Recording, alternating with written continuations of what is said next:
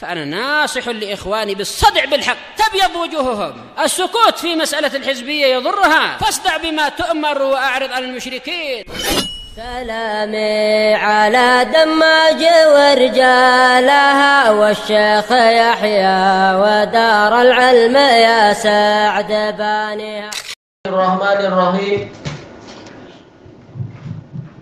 Qalat Ummu Abdillah Al-Ba'daniyah hafizahullah, masuk ke muka surat 80. Sabruhu yauma Uhud, gambaran kesabaran Nabi Shallallahu alaihi wasallam pada waktu perang Uhud. Perang Uhud tahun berapa? Siapa yang ingat? Iya, tahun 3 bulan. Bulan Syawal tahun. Belum tentu itu cocok Maulid tahu itu. Abu Hanifah aja nggak tahu. Sebagaimana diriwayatkan oleh Khatib Al-Baghdadi, Abu Hanifah tak mampu membedakan antara perang Uhud dengan perang Badar tahunnya, kalah dengan muridnya. Baik. Tapi yang diberkahi ilmunya memang yang betul-betul dia itu menempuh jalan ahlul hadis, ahlus sunnah. Itu ilmunya betul-betul diberkahi, lebih daripada keberkahan yang dicari oleh orang-orang yang mencari ilmu lewat bid'ah. Kalau ada berkahnya. Qalat wa qad wasafa Allah subhanahu ma hasala fi kitabihil aziz. Allah yang maha suci telah menyifatkan, menggambarkan apa yang terjadi tentang perang Uhud di dalam kitabnya yang mulia, biqaulihi, dengan firman-Nya, wa laqad sadaqakumullahu wa'dahu ittahussunahum bi'idnih. Ini menunjukkan Allah membuka dengan sumpah yang tersembunyi. Lamnya waqi'atun lijawabil qasamil mahdhuf. Demi Allah atau demi keperkasaan Allah, sungguh benar-benar Allah telah jujur kepada kalian. Bukan shadaqakum, membenarkan kalian, tapi jujur kepada kalian tentang janjinya. Tatkala dia tahussunahum, tatkala kalian menimpakan kekalahan kepada mereka dengan seizinnya. Ini hasayahussu muta'addi. Adapun kalau qiraah yang lain itu adalah tuhissunahum, menjadikan mereka merasakan pahitnya luka dan kematian dan kekalahan di awal pagi. Hatta idza fashiltum, ternyata itu bi'idnih, menunjukkan kemenangan itu dengan seizin Allah, bukan karena kehebatan kita. Kemudian hatta menunjukkan intiha, ternyata kemenangan muslimin berhenti sampai di situ ketika ada sebab kekalahan yang dilakukan. Idza fashiltum, ketika kalian mulai gentar. Fashila asalnya adalah gagal, fail. Tapi fashiltum kata para ulama di sini maksudnya adalah kalian mulai ketakutan. Kenapa mulai ketakutan? Karena sebagian nanti akan disebutkan minkum mayyuridu dunya wa minkum mayyuridul akhirah. Di antara kalian ada yang ingin dunia, di antara kalian ada yang ingin akhirat. Orang yang mencari akhirat tak takut mati. Tapi ketika sebagian mulai tersibukkan dengan ghanimah, yaitu menginginkan dunia, akhirnya semangat melemah, muncul ketakutan. Wa tanaza'tum fil amr, dan kalian berselisih di dalam urusan ini. Ini yang dipanggil semuanya, tetapi yang dimaksudkan hanya sebagiannya. Dan itu biasa, pola macam itu di dalam Quran, terutama cerita tentang Bani Israel. Jelas yang dikritik adalah orang-orang yang dulu yang menentang para nabi, tapi yang diajak bicara adalah anak cucu mereka yang juga boleh jadi menempuh jalan mereka. Nah sekarang jelas yang berselisih waktu itu siapa? Yaitu pasukan pemanah yang ada di Jabal Rumah itu, antara Abdullah ibnu Jabir ya kalau tak salah namanya, atau ibnu Zabir, yang sebagai komandannya itu dengan 10 orang setia di situ, sementara yang 40 yang lain menentang perintah itu, mengatakan perang sudah menang, itu ada ghanimah, apalagi yang kita tunggu. Nah inilah persengketaan yang ada. Wa asaitum, dan kalian durhaka terhadap perintah Nabi. Nabi sudah mengatakan, walaupun kalian melihat kami menang, jangan kalian turun. Kalaupun kalian melihat kami kalah, jangan kalian turun. Kalaupun kalian melihat kami ini dipatuk dan disambar oleh burung, jangan kalian turun. Ini taukid yang berat sekali. Min ba'di ma arakum ma tuhibbun. Setelah Allah memperlihatkan pada kalian, arakum, memperlihatkan pada kalian apa yang kalian cintai. Ma'ruf, apa itu? Harta dunia. Baik. Zuyyina lin-nasi hubbus syahawati minan nisa'i wal banin wal qanatil muqantarah dan seterusnya. Memang ini ujian. Memang di dunia penuh dengan ujian. Kemenangan juga ujian. Minkum may yuridud dunya wa minkum may yuridul akhirah. Di antara kalian ada yang ingin dunia, di antara kalian ada yang menginginkan akhirat. Ternyata ketika pasukan tidak lagi satu tujuan, maka kekalahan itu cepat datangnya. Naudzubillah. Baik. Makanya dijelaskan oleh Imam Ibnul Qayyim rahimahullah, sebelum perang termasuk perkara paling penting adalah menyatukan visi dan misi pasukan. Kalau misinya lain-lain nanti masalah. Kalau yang ingin dunia mungkin ketika temannya mengalami kesulitan akan ditinggal itu. Ini bahaya. Tidak lagi saling membantu, saling menolong. Baik. Summa sarafakum anhum liyabtaliyakum. Lalu Allah memalingkan kalian dari mereka, yaitu memberikan taufik untuk mundur karena situasi tidak memungkinkan dan mereka dapat udzur. Dalam situasi 1 lawan 3 itu tidak wajib untuk kita terus maju. Apalagi ini sudah 70 yang terbunuh, jelas semakin berkurang kadar pasukannya. Maka boleh untuk mengundurkan diri. Perang bukan hanya 1 kali, boleh besok lagi dan seterusnya. Liyabtaliyakum. Nah, di sini ada 2 makna, yaitu untuk memberikan nikmat ataukah untuk memberikan cabaran. Dua-duanya mungkin. Tapi makna yang pertama lebih jelas, yaitu nikmat berupa keselamatan. Walaqad afa ankum, dan sungguh Allah telah memberikan maaf untuk kalian. Di masa wafatnya Utsman ibnu Affan atau menjelang itu diceritakan beliau tidak ikut perang Badar, beliau tidak ikut perjanjian Hudaibiyah, beliau juga tidak ikut, beliau lari dari perang Uhud. Tapi padahal apa? Utsman lari sebagaimana yang lain juga banyak yang lari karena keadaan memang sudah tidak memungkinkan untuk terus bertahan. Nabi pun memerintahkan untuk mundur. Kemudian Ibnu Umar mengatakan Allah telah memaafkan beliau, kalian tak mau memaafkan beliau. Dan ini aneh kan? Tabi'in yang tidak ikut perang, tabi'in tapi bukan tabi'in yang baik, tapi istilahnya yang terpesongkan oleh syubhat orang-orang Mesir waktu itu. Kalian tidak ikut perang, kalian tidak mau memaafkan Utsman. Allah memaafkan Utsman, diberi udzur, telah diberi maaf. Wallahu dzu fadlin 'alal mu'minin, dan Allah adalah zat yang maha memberikan kurnia kepada kaum mukminin. Baik. Walaupun didurhakai tapi Allah memang maha baik, Allah maha penyayang, Allahul musta'an. Adapun Utsman, memang ini ditanyakan di Indonesia kemarin-kemarin, kenapa? Apa betul bahwasanya Utsman tak pernah ikut perang? Ini syubhat jahat dari orang-orang Harokiyun. Utsman sudah meninggal lama, untuk apa masih disebut-sebut juga dalam situasi kali ini? Untuk masalah perang Badar, Rasulullah memberikan izin kepada Utsman untuk tidak ikut karena memang tidak wajib orang ikut perang Badar. Rasulullah sudah mengatakan barang siapa punya kuda di sini maka silahkan ikut. Lalu sahabat ada yang mengatakan, Rasulullah saya punya kuda tapi di dataran tinggi Madinah. Rasul bilang tak perlu, yang ada sekarang aja. Apalagi Utsman sedang merawat istrinya, putri Rasulullah SAW, yaitu siapa namanya, Ruqayyah. Maka beliau dapat udzur dan Rasulullah menetapkan bahwasanya pahala Utsman seperti pahala orang yang ikut perang Badar.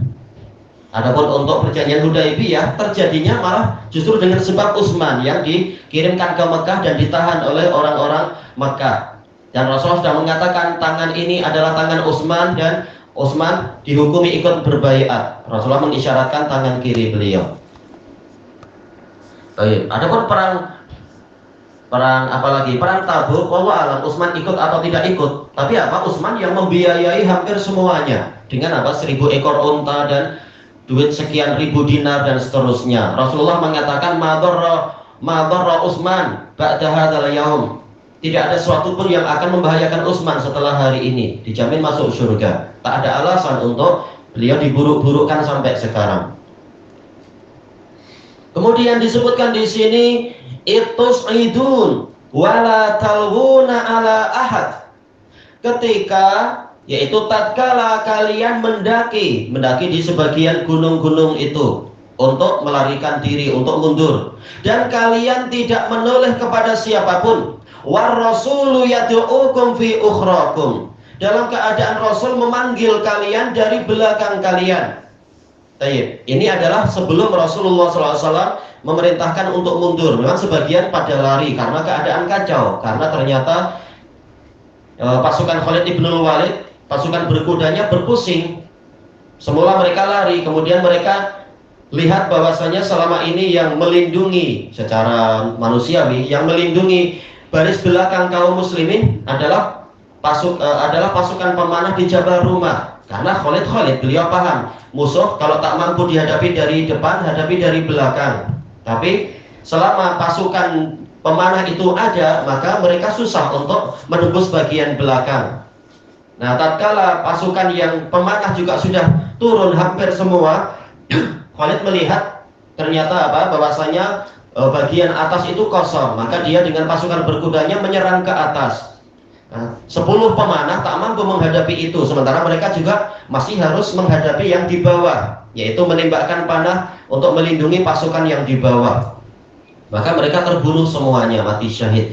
Lalu dari atas gunung itulah pasukan Khalid ibn Walid menyerang pasukan bagian belakang, sehingga terjadi kekacauan, terjadi percampuran antara kaum muslimin dengan kaum kufar. Kemudian setan juga ikut campur, mengatakan, ya ibadallah wara'akum, wahai para hamba Allah, awas di belakang kalian. Lalu sebagian muslimin yang depan menoleh ke belakang untuk menghadang musuh dari belakang. Kemudian keadaan bercampur. Akhirnya sebagian sahabat yang di belakang, mereka disangka itu musuh, lalu dibunuh oleh sebagian muslimin. Keadaan kacau. Di antaranya adalah ayah dari Hudzaifah. Memang keadaan kacau waktu itu, sehingga banyak yang kemudian terdengar berita Ibnu Khami'ah setelah berjaya membunuh sebagian sahabat itu, lupa siapa namanya itu ya. Kemudian mengatakan Muhammad telah mati. Akhirnya makin kacau, banyak orang yang lari. Padahal Rasulullah memanggil untuk ya ibadallah halum, wahai para hamba Allah kemarilah. Tapi banyak yang kacau sehingga lari. Kemudian fa'asabakum ghammam bi gham. Asabakum yaitu memberikan kepada kalian berulang-ulang, atau asaba yaitu mengembalikan kepada kalian. Tapi mana yang pertama yang lebih kuat? Ghamman yaitu kegundahan, bi ghammin dengan kegundahan yang lain. Ada beberapa penafsiran tentang masalah ini. Di antaranya ada yang mengatakan kegundahan yang pertama adalah rasa takut akan wafatnya Rasulullah. Rasa gelisah akan wafatnya Rasulullah. Lalu Allah Ta'ala dengan rahmatnya mendatangkan kepada mereka kegelisahan yang lain, agar kegelisahan yang pertama tertutupi. Tapi ada makna yang lain yang lebih tepat, yaitu mereka kegundahan yang ini mengobati kegundahan yang itu. Kegundahan yang pertama itu adalah mereka takut mati atau takut terluka, dan mereka gundah karena merasa kalah. Tetapi mereka disibukkan dengan berita tentang wafatnya Rasulullah SAW, dan kegundahan itu lebih besar daripada kegundahan yang pertama. Walaupun mereka tidak suka mati, tetapi wafatnya Rasul tetap lebih berat bagi mereka. Maka kegundahan yang pertama terobati dengan kegundahan yang ini.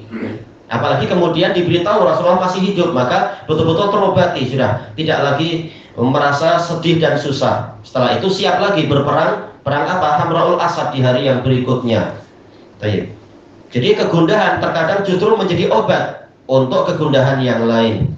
Likaila tahzanu ala ma fatakum, agar kalian tidak bersedih hati atas apa yang luput dari kalian berupa kemenangan. Luput dari mereka kemenangan. Jelas ini sedih, tapi mereka tidak lagi bersedih ketika mereka mendengar Rasulullah wafat. Ini kesedihan yang lebih besar lagi.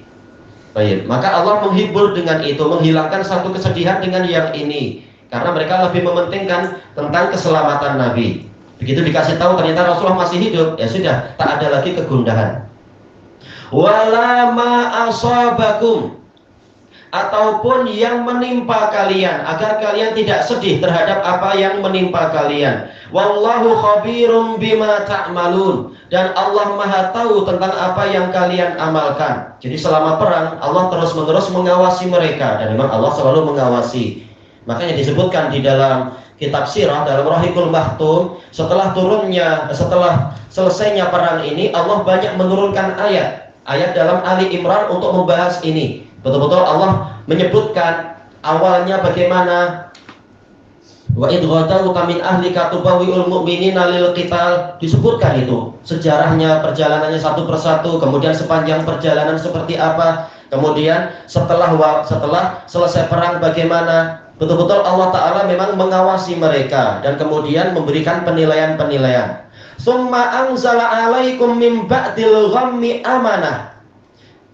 Kemudian setelah kesedihan itu Allah menurunkan kepada kalian ketentraman, nu'asan. Ini sebagai badal dari aman, yaitu penjelasan. Keamanannya itu, rasa tentramnya itu adalah berupa kantuk, sebagaimana yang dikatakan oleh Abu Qatadah. Terus menerus dalam perang itu kami merasa mengantuk, sampai-sampai busur panas saya jatuh berulang-ulang. Saya jatuh, saya ambil lagi, jatuh, saya ambil lagi. Sementara orang munafikun, mereka betul-betul gelisah, tidak mengantuk sama sekali. Tapi para sahabat, saking tentramnya jiwa mereka sampai terkena kantuk. Ini menunjukkan keimanan yang kuat, tidak takut dengan yang namanya peperangan. Ya ta'ifatan minkum, merasakan tok tadi meliputi sekelompok orang dari kalian. Wa ta'ifatun qad ahammathum anfusuhum, sementara kelompok yang lain, sebagian munafikin yang masih ikut perang, yang lain sudah pulang, Abdullah bin Ubay dan temannya pulang, tapi masih ada sebagian yang masih menyertai Nabi. Memang kemunafikan sendiri bertingkat-tingkat. Ahammathum anfusuhum, jiwa mereka membuat mereka gelisah. Yadhunnuna billahi ghairal haqqi dhannal jahiliyah, mereka menyangka tentang Allah dengan persangkaan yang tidak benar, yaitu persangkaan jahiliyah, buruk sangka bahwasanya Allah menipu mereka dan seterusnya. Yaquluna hal lana minal amri min syai', mereka mengatakan, apakah kami memiliki hak untuk mengatur urusan ini sedikit saja? Qul innal amra kullahu lillah, katakan kepada mereka wahai Rasulullah, sungguh urusan ini semuanya adalah milik Allah. Ya, ini jihadnya Allah Ta'ala, miliknya Allah Ta'ala, Allah yang mengatur. Kalian tidak berhak wahai para munafikun. Yukhfuna fi anfusihim ma la yubduna lak, mereka menyembunyikan di dalam jiwa mereka sesuatu yang tidak mereka tampakkan kepadamu, yaitu berupa rasa takut dan keinginan untuk lari. Dan juga kemunafikan. Yaquluna law kana lana minal amri syai'um ma qutilna hahuna, mereka mengatakan seandainya kami memiliki urusan ini sedikit saja, niscaya kami tidak terbunuh di sini. Kata Abu Talhah dalam keadaan mengantuk, saya mendengar sebagian dari mereka memang mengucapkan itu di medan perang itu.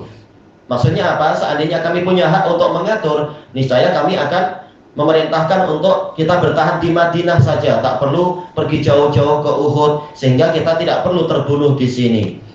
Seakan-akan kalau di Madinah tidak mungkin mati. Qul law kuntum fi buyutikum la barazal ladzina kutiba alaihimul qatlu ila madaji'ihim, katakan kepada mereka wahai Rasulullah, seandainya sekalipun kalian ada di rumah-rumah kalian, pastilah orang yang telah ditetapkan untuk terbunuh, mereka akan keluar menuju tempat kematian mereka, tempat terkaparnya mereka. Tetap kematian itu akan didatangi oleh orang yang sudah tiba waktunya mati di tempat yang telah ditakdirkan. Maka kalau datang ke takdir atau lari dari takdir juga hasilnya sama, kenapa kita lari? Lebih baik datangi takdir sesuai dengan syariat. Syariat suruh perang saja. Waktunya mati, kalau tidak mati balik lagi. Tak ada alasan untuk kita lari selama syariat masih memerintahkan untuk berangkat.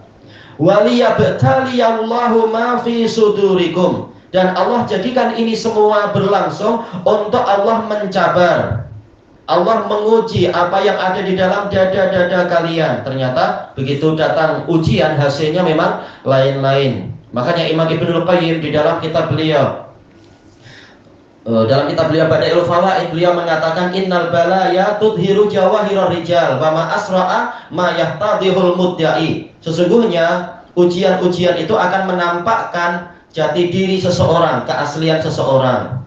Maka alangkah cepatnya orang yang menyatakan ini dan itu terbongkar hakikatnya. Ini dengan apa? Ujian. Waliyumahhisa ma fi qulubikum, dan untuk Allah menyaring, menapis apa yang ada di dalam hati-hati kalian.